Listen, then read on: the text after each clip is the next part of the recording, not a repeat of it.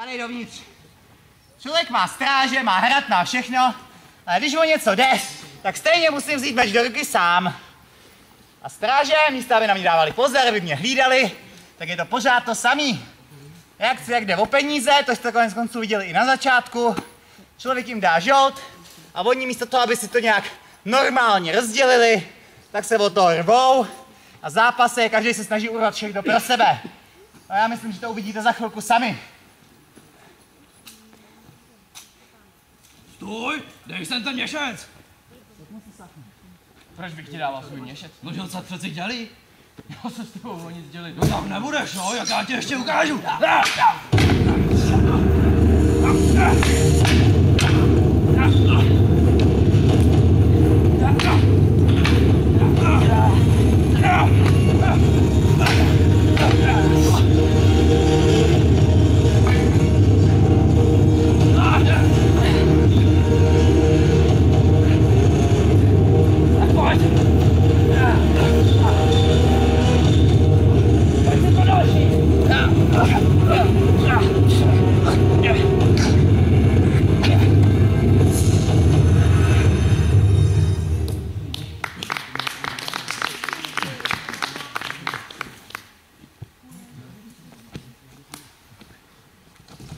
Spasте se! Promiňte, Šimel ten kapesník? Jak Šimel to podobný? Ničí! Ten nebyl můj Šimel! Ničí nebyl! Jak ničí? Jak ničí? Pojďte mi sakra něco! Aha, zbraň! Děkuji. Zbraň hodná muže tvého formátu. No tak, to ty se nebojíš. Žertuješ? Ona nežertuje, mně přijde.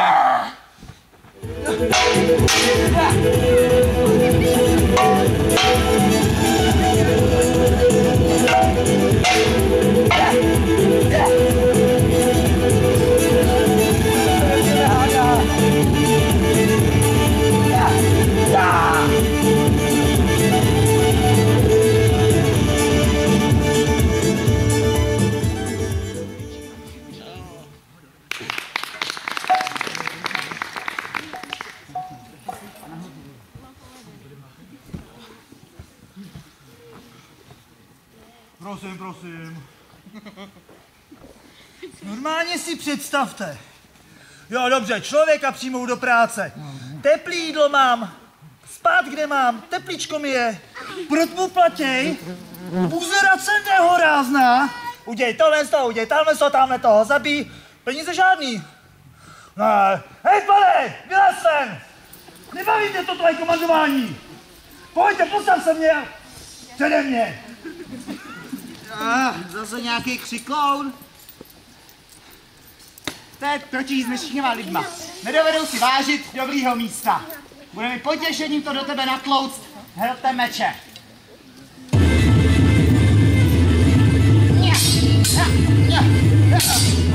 No!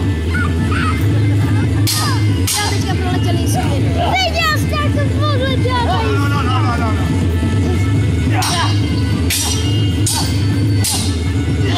No.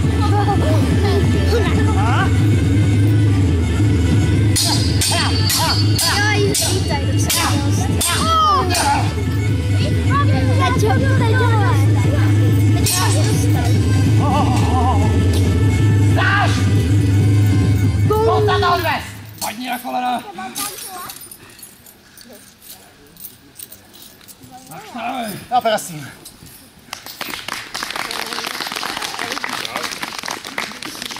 A nedávejte mu nic jídlu!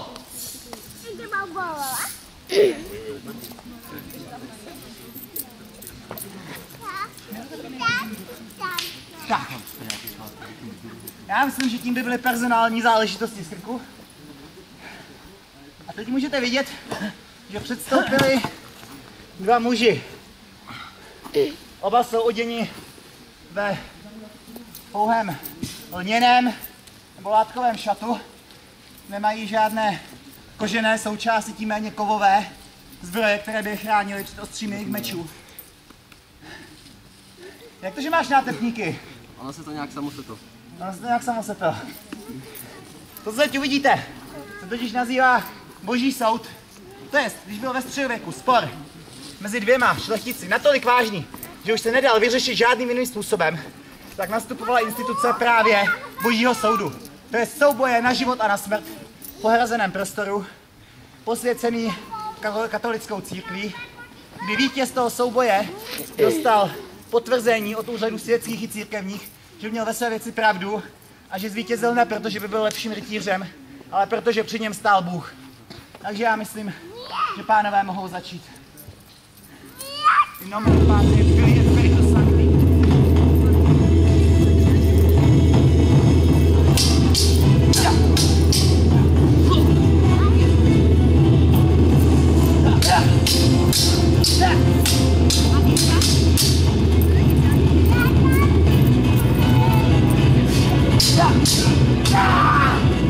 Ale teďka to bylo doopravdy.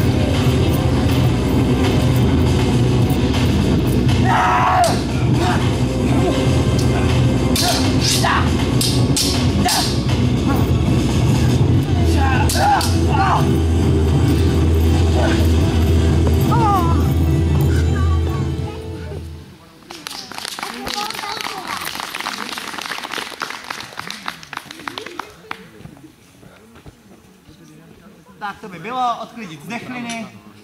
My se ho pak vzadu oživíme, nebo není ve skutečnosti mrtvý. Nebo jo? Jak on zapraštil? No uvidíme. Máme tam vzadu ranhojiče, když to nepomůže, tak kněze taky. Takže ať tak nebo tak nějak to dopadne. Schovejte ty boty, to tam vypadá hrozně. Tak se mi to líbí. No a pomalu se blížíme do finiše.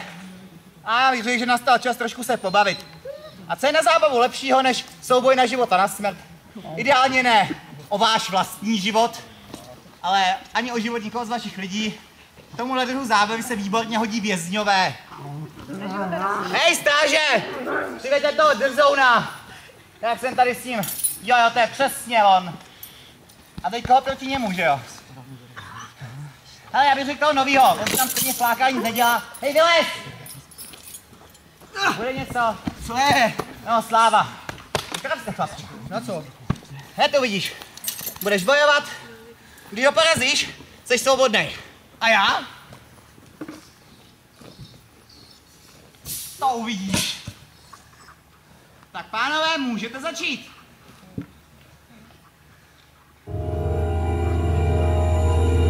Máme jako s tebou, jo?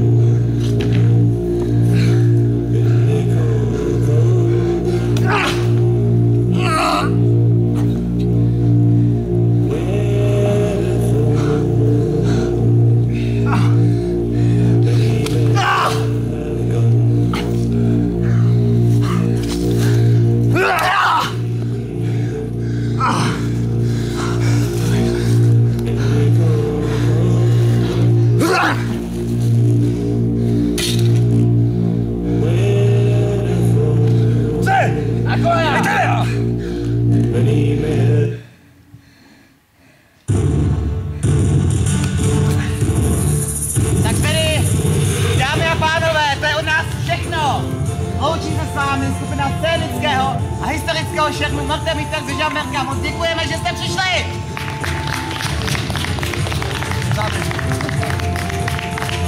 Teď už může v klidu přelíst ten špagát. Pokud máte zájem, zapůjčíme meček,